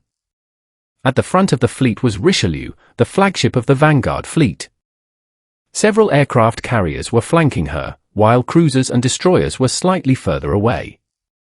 Leo stood on the bridge, gazing at the azure sea and blue sky. The fleet sailed south, cutting through the waves, rounding the Balkan Peninsula, and heading north into the Aegean Sea. Finally, a new continent appeared before their eyes. Is that Constantinople? Richelieu looked at the distant horizon, where the ruins of a giant city were faintly visible. It was surrounded by the sea on 3 sides, and to the north, there was a large bay tens of kilometers wide, the Golden Horn Bay, which was very suitable for building a naval base. The terrain was a vast plain, and the climate was warm. There was ample space for early agricultural and industrial development, as well as for building airports and even starship landing bases in the future. Even though the city had been destroyed, one could feel from the ruins alone how magnificent a giant city had once stood here. It's a suitable place to be a capital, right? Leo smiled. This place can be built into a giant metropolis larger than the port district in the future, and from here, we can expand to the entire world. Starting to rebuild civilization from scratch has one major advantage: the entire Earth belongs to you. You can freely unleash your imagination on 150 million square kilometers of land and 360 million square kilometers of ocean. Building this world into the heavenly kingdom you envision on Earth. After the fleet docked, the ship girls successively put away their bodies and rigging, jumped ashore, and prepared supplies. Their rigging can be large or small and can be stored when not in use. Therefore, it's equivalent to each ship girl having a 4-dimensional pocket. The capacity of the pocket is equivalent to their tonnage. Even the smallest destroyers can easily carry a few thousand tons of supplies, while aircraft carrier and battleship elder sisters can carry tens of thousands of tons. However, living things don't seem to fit inside. You can't stack one ship girl inside another ship girl's rigging like nesting dolls. Ship girls and Bulin successively pulled out containers filled with materials from their rigging and threw them onto the ground with a clang. Soon, the brought raw materials piled up on the entire beach. Leo looked at the ship girls, feeling as if they were performing some kind of mustard seed sumeru spell. It feels like with ship girls, we can steal, oh no, bring back a lot of things from other worlds in the future. He inexplicably thought of a mysterious use for this ability. Night, Golden Horn Bay. In Richelieu's bridge, Leo discussed matters related to city construction with several ship girls. Before the new city was completed, the ship girls' hulls were the best shelters. So, regarding the construction of the new city, I have some general ideas and designs. Leo spread out several rolls of design blueprints on the table. These were sketches he painstakingly made during the journey. As a top student in civil engineering in his previous life, he had considerable experience in city design and planning, among other things. Building a city from scratch is troublesome, but I see that the Asia Lane world's technology is very advanced, so it shouldn't take too long. The first step is to clear the ruins around the city and the garbage piled up in the bay, and level the land. Everyone nodded. That's simple, Bulin can solve it quickly, and we can help too. Although this was a destroyed world, there were building remnants everywhere on Earth. Without advanced industrial equipment, just clearing this garbage would be very laborious. Then, in terms of subsequent construction, I plan to first build for large modules, port, agricultural area, industrial area, and residential area. Leo continued to introduce. The agricultural area is for farming, you can grow wheat, rice, and everything here.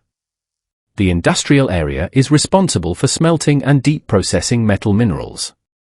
The port is where the ship girls will live. As for the residential area, we will likely recruit people from other worlds in the future, so we can reserve some space for them first. After the city expands later, we can relocate the agricultural and industrial areas and build new research parks, but that's for later. His blueprints were drawn very professionally, with the city structure modeled after Chang'an City, using a central axis as the main road, laid out neatly. And referencing advanced experience from a parallel world, when building the city, he pre-planned the locations for facilities such as airports, highways, high-speed rail, and even starship landing fields. He spoke rigorously and seriously, while the ship girls listened with blank expressions. Did everyone understand? Leo felt he had already explained it as simply as possible. No, how about you? Richelieu looked at Formidable. Me neither. Formidable looked at Essex. I am a weapon that fights at sea, how would I understand these things? Essex looked at Taihu. Ah. Commander looks so handsome when he's serious. Taihu sat on the side, holding her chin, staring at Leo with eyes full of hearts. Leo felt like he was cracking up. Well, they hadn't studied civil engineering or urban planning. Suddenly, a golden Bulin in the room raised its hand. Bulin understood. We need to build houses, and also build a city. You can redesign blueprints.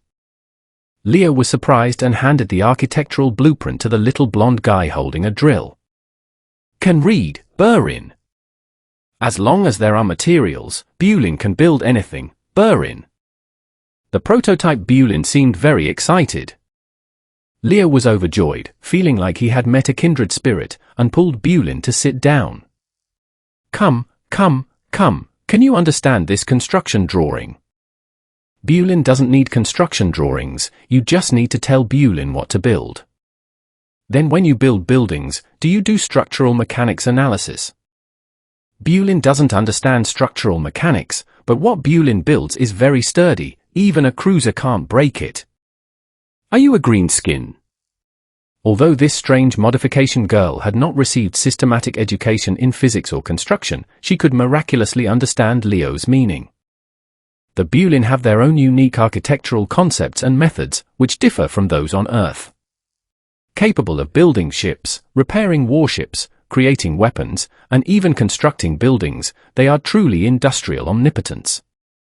I am exactly in need of talent like you. Who says the Bulin are stupid? They are clearly very smart, okay. Leo held the Bulin in his arms and rubbed her head. He decided to build more Bulin in the future, preferably a few million, so they could knock out world wonders in a week.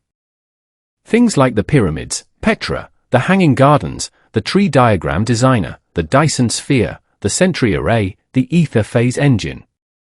He would build every wonder from the classical era to the space age. I want them all. Chapter 14. What, are you unconvinced? Regarding the process of building a base, or rather a settlement, Red Alert has already provided the standard answer. First, solve the energy problem by placing a power plant, then set up a mine to solve the resource problem. Next is building barracks and heavy factories to mass-produce troops to protect the base. If there is spare capacity, one can also develop high technology, which is the battle lab. The construction work for the capital is the same. Early the next morning. When the first ray of morning sun hit the sea level, accompanied by the chirping of the manju and the clamor of the ship girl, everyone stood neatly in the open space, waiting for task assignments. Well then, let us start arranging the construction work. Leo looked at his initial team. 30 ship girl, 300 Bulin, and countless manju. All from the Asia Lane world. Essex, albacore, archerfish, take some Bulin and manju out to sea, go to Athens and Nicaea, and build the mines and smelters there. Leo marked several areas on the map. The Balkan Peninsula is inherently a mineral-rich region, and choosing to establish the capital at Constantinople was precisely because of this consideration. Although it is nearly 1,000 kilometers from here to Athens, the ship girl can take the sea route, and sea transport is very convenient. Understood. A ship girl wearing a tight trench coat and tied with purple twin tails nodded. She took the Bulin and set off, stepping on the waves. The other two submarine ship girl disappeared as soon as they jumped into the sea, leaving only a string of bubbles on the surface. Yatsen, Ning Hai, Ping Hai, you go to the Golden Horn Bay, let the Bulin and manju build the naval base first, we need a port as a foothold. Leo looked at the 3 Dragon Emperor ship girl. When departing from the Asia Lane world, the port area had dismantled a naval base, packed it up, and stuffed it into containers. It just needs to be assembled. Understood. Yatsen nodded gently, leading the 2 little ones as they also stepped on the waves and headed north. Formidable, Tai-Hu, you take some Bulin and manju, clear the surface, as we will be building cities on land in the future. As for the range, let's say about this big. Leo drew a circle on the map again. That's almost 50,000 square kilometers, right? Commander, how big of a city are you planning to build? Formidable was startled. Judging from the marked area, the planned area of the capital is nearly 50 times that of Hong Kong Island, and more than 3 times that of Tianjin. If the surrounding agricultural areas and airports are included, the area will be even more exaggerated. Without a doubt, this will be a mega city. This is just the initial plan, we will expand later, don't get excited. Besides, this is our future capital, isn't it normal for it to be a bit bigger? Leo was unfazed. Is this just a matter of being a bit bigger? The area of small South American countries is only about this big. Formidable was stunned by the ambition of the man in front of her. As expected of a commander. As long as it is the commander's order, no matter what it is, I will do it. Tai-Hu still had that Yanda look, resting her chin on her hands, looking at Leo with tender, charming eyes. Leo doubted whether Tai-Hu had actually understood the assigned task. If the initial affection of most ship girl is 50, those with indifferent temperaments are 30, and those more enthusiastic like Belfast, Yatsen, etc., are between 70-80. Tai-Hu was simply eyes full of hearts, love at first sight, there would be no problem dragging her off to get married immediately. If the commander could come and work with Tai-Hu, I would definitely have more motivation. This Sakura Empire ship girl's eyes were filled with affection as she stared straight at Leo. I am the latest type of aircraft carrier with specially reinforced defensive armor, you know. I can handle any kind of work. Look at this flight deck, look at this enclosed hangar, aren't they great? Are you satisfied with Tai-Hu's performance? Whose flight deck is so big and so white? Wouldn't the carrier-based aircraft crash headfirst into the peaks? Leo complained internally. Just kidding, only Saratoga can serve as a deck, okay. Not just the carrier-based aircraft, if the commander wants, you can use other things of yours too. Tai-Hu's voice was charming and moving, as if every sentence was tugging at the heartstrings. Leo felt as if a fire had been lit in his heart. Suddenly, a cold voice came from behind her. Put away your rigging and go work with Formidable. Richelieu, that flagship and cardinal of the Iris Libra. She forcibly pulled Tai-Hu away. The commander is going to build the naval base with us. Please move quickly with Formidable, do not delay the progress. You. Tai-Hu glared at Richelieu. What kind of scheme are you plotting? No, I just think work is more important. In the initial stage of the settlement's construction, we shouldn't be too distracted. Richelieu answered with an imposing manner. We should unite and cooperate, striving to get the development here on the right track as soon as possible. Several other ship girls who were getting restless lowered their heads. Indeed, their purpose in coming here was to assist Leo in rebuilding civilization. Compared to the vision of this flagship, their own outlook was narrow. Taihu thought about it and temporarily accepted this explanation. She took the task with formidable. Commander, come find Taihu when you have time tilde. As long as you want, I will wait for you in the bridge at any time. Absolutely no pests will come to disturb us tilde. The other ship girl also arranged their own work. Some were responsible for surveying terrain, cooking, patrolling, scouting, etc. In the end, everyone suddenly realized that only Richelieu was still idle. What about your task? Taihu asked curiously.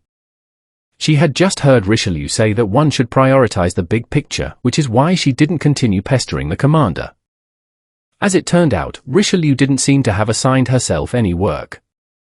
As the flagship of the fleet, I will be the commander's secretary ship from now on. Responsible for taking care of the commander's diet, daily life, and routine. Richelieu answered as a matter of course. What? Do you have an objection? Who? Taihu and several ship girls looked at each other for a few seconds. I'll fight you to the death. Chapter 15, I will build my city-state, upon the ruins. Leo had no idea when Richelieu had self-appointed the position of secretary-ship. But clearly, her words had an explosive effect. Taihu, who had originally been pacified, immediately challenged Richelieu to a duel. The reason was that the secretary-ship should be held by the strongest ship girl in the fleet. 10 minutes later. Pest, just you wait. The defeated Taihu was dragged away by Formidable. All right, Richelieu is really the most capable fighter in the fleet. Commander, shall we continue working? But before that, in order to better fulfill the responsibilities of a secretary, I have some questions I'd like to ask you. Richelieu patted the dust off her body, took out a notebook from her pocket, and looked at Leo seriously, as if nothing had happened. May I ask if you have any preferences regarding food? Is French cuisine acceptable? I am quite confident in my French cuisine. Are there any dietary restrictions? What is your usual schedule like? Isn't this a royal maid's job? Leo witnessed the entire fight between the two of them, feeling a bit bewildered. Royal maid? Are you thinking of eating stargazy pie? Richelieu dismissed it. Oh, right. He thought for a moment.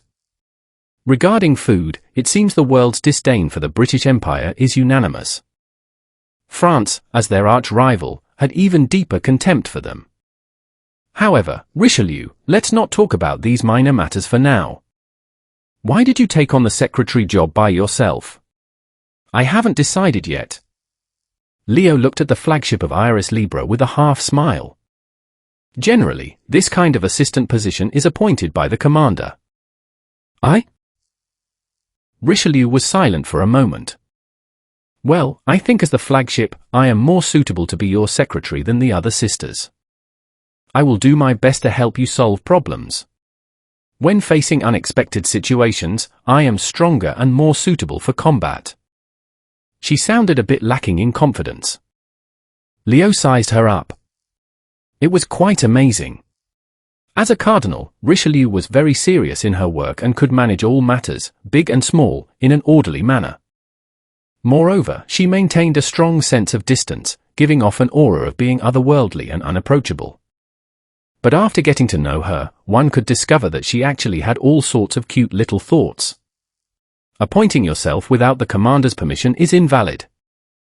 Leo deliberately emphasized the latter half of the sentence.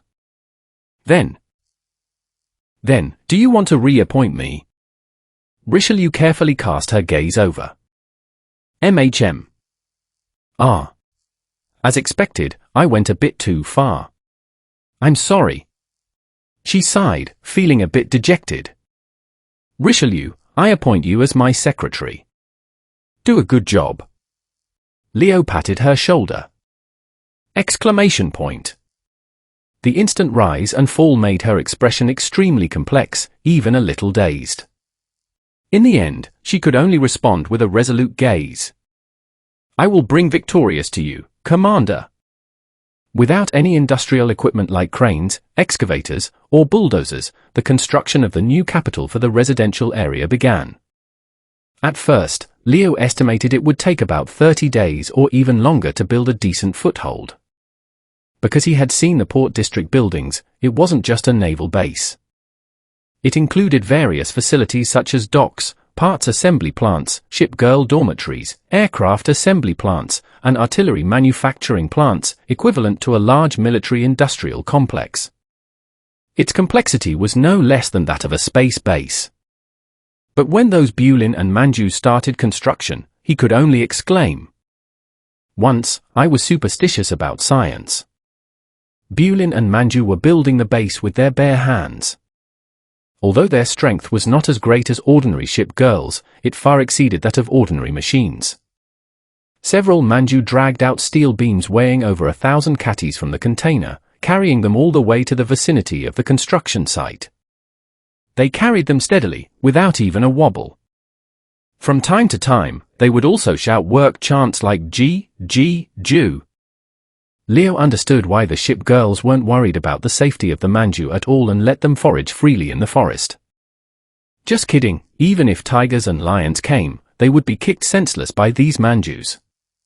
After Bulin received the parts, they clicked them into place, took out a wrench, hammered away, and the building frame was constructed. It felt like assembling Lego blocks. These modified girls were completely humanoid construction machines. There were no design drawings, no construction drawings, no structural mechanics calculations. As for some parts that required precision processing, Golden Bulin's drill and Rainbow Bulin's hammer came into play. After a flurry of operations, it was done. Heaven knows where Rainbow Bulin's architectural knowledge came from, but the buildings they built were very sturdy. The big port district was constantly fighting with the siren, often subjected to carpet bombing by carrier-based aircraft, yet no major damage was seen.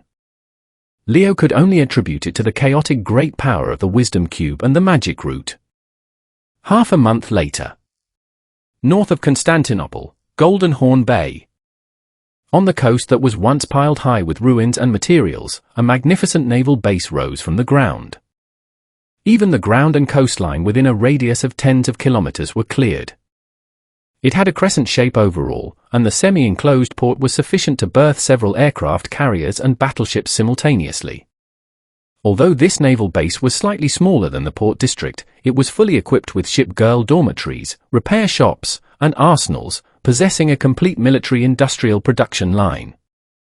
As long as there were sufficient resources, it could continuously produce equipment such as torpedoes, ship artillery, and carrier-based aircraft. Of course, they were models from the Asia Lane world. The ship girls of the Vanguard fleet were overjoyed. The port was like a home to them. With the naval base, it was equivalent to having a new home in this world and a sense of belonging. On land, the ruins of the entire city were completely leveled. The debris of tens of thousands of square kilometers within the city had also been cleared. It was as clean and flat as an airplane runway. Yellow lines were marked on the land, indicating reserved building locations. There were residential areas, living areas, as well as research facilities, and so on. Once resources were in place, the construction of the main urban area could begin. Ah, what a realm of thriving vitality where all things flourish. Leo couldn't help but exclaim. Chapter 16, Who researches military-industrial technology first when farming? Commander, quickly, let me introduce you to the new house we built. Beside the naval base. A golden Bulin and a Zibri pulled Leo. The two modified girls had silly expressions, like dogs asking for praise. Lead the way. As the leader of the entire civilization, Leo felt it was necessary to become more familiar with the situation of the residential area. Even if he couldn't deeply understand the principles of Asia Lane world technology, he should understand what certain things were for and what their uses were from a scientific popularization perspective. Accompanied by Richelieu, one person, one ship girl, and two Bulin took a small boat and entered the base.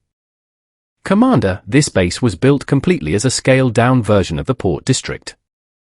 We have integrated all the production lines needed for naval operations inside, capable of supporting the logistics of a fleet of less than 100 personnel, including aircraft carrier ship girls.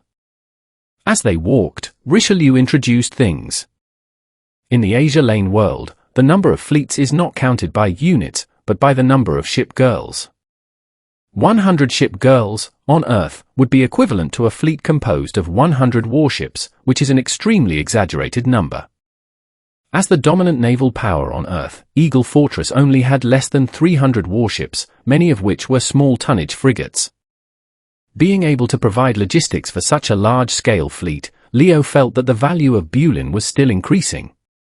Strange, I found that ever since I met the ship girls, why am I always thinking about Bulin?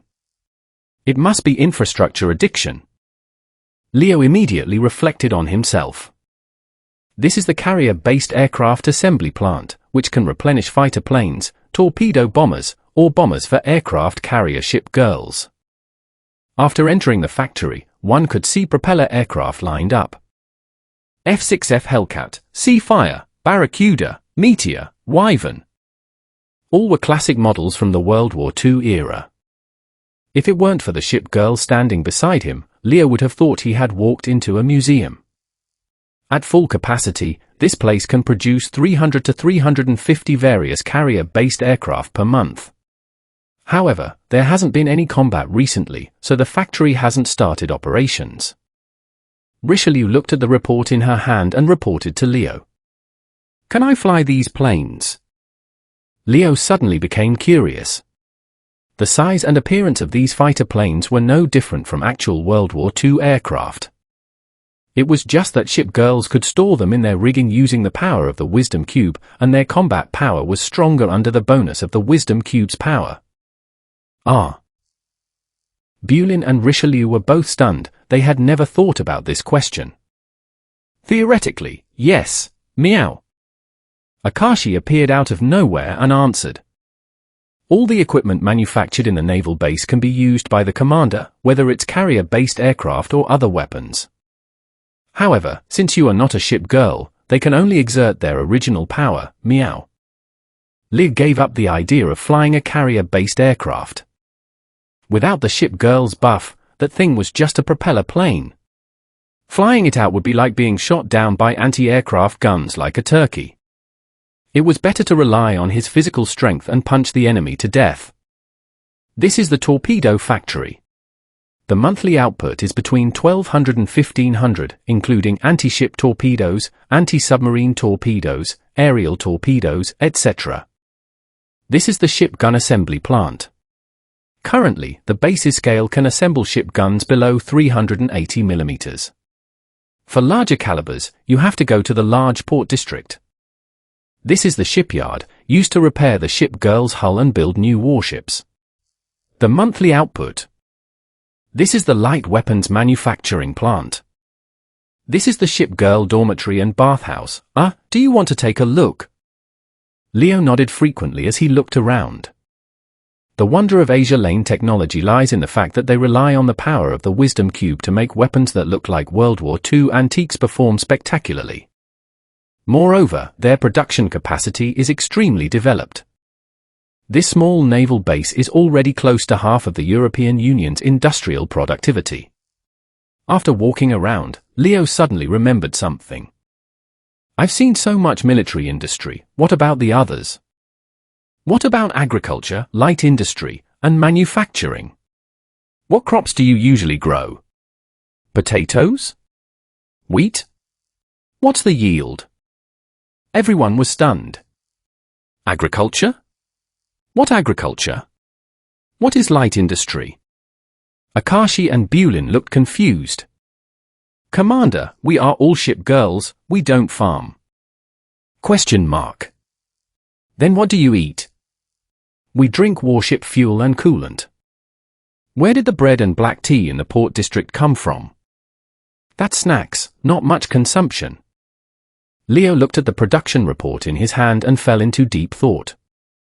Without agriculture, light industry, education, medicine, or even basic science, is civilization achieved leapfrog development?